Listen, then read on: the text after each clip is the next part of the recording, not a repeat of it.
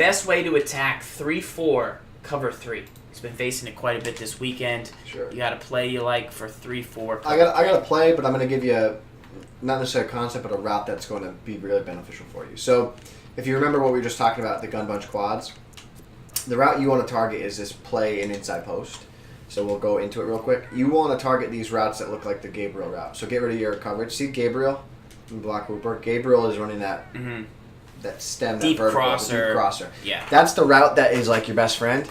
Because the reason for it is it allows zones to drift if you run route combinations with them, which then can open things up. So like there's a vertical area right there. That was terrible on my part, but it allows that space for him to get behind the zone because he's coming. He's a deep cross and he runs it late.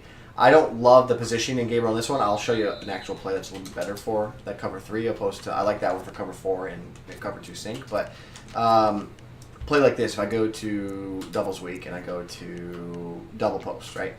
So double post gives me that to the tight end. So because he's in a 3-point stance, he's a little bit more delayed off the line of scrimmage and a little more traffic on that right side of the field. So if I just run something like this, put Freeman out, what happens is I get that cross, and right there, that deep cross, was he in a cloud flat or curl flat? He was in a curl flat. Gotcha. So if he's in a curl flat, I should dump down underneath the Freeman in that instance right there. So right here, I thought he was going to be... That he's going to drop down so eventually. What ends up happening there is you run Freeman underneath. You have that vertical stem down on the side of the field to Hooper right here. If they do run underneath hard flats right there, I need to throw that, but you can see it opens. A gets open, yeah. So the late cross, the late deep cross helps to get receivers open towards the sideline. The same thing opens here to Gabriel on the right side. Super deep corner route, like curl flat corner. Is that something that works against cover 3, or not as much?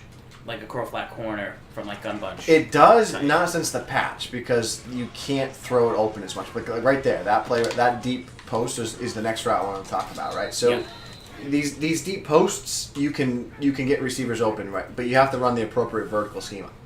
I think a great way to open receivers in this year's game is verticals on the outside. That pulls deep safeties and deep corners away. We have a lot of time a tendency to put guys on drags to open things up, but in this case, fade Jones, and if you drag Sanu, get time in the pocket here, what you're looking for is that vertical to pull him away. Then there's a canale right there to throw underneath to your receiver. So the same thing can apply on the right side of the field to get Hooper and Freeman on the right side open, right? So I have Hooper right there. I can't go to him because the curl flat goes to the curl first, takes him away, and then I dump underneath. But the verticals on the outside help pull all those deep corners and safeties away. And then you want to look for these deep crossing patterns. One of the reasons people use that gun tight flex so much, the Joel scheme you could call it, right?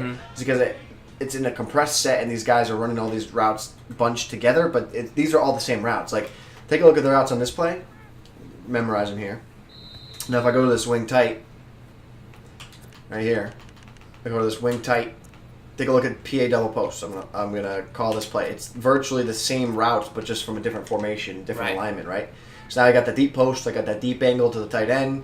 So there's a lot that's kind of going on, right? So those are the routes you want to look for, and right there I dump down. You can see the big gain I get on that. Nice, solid way.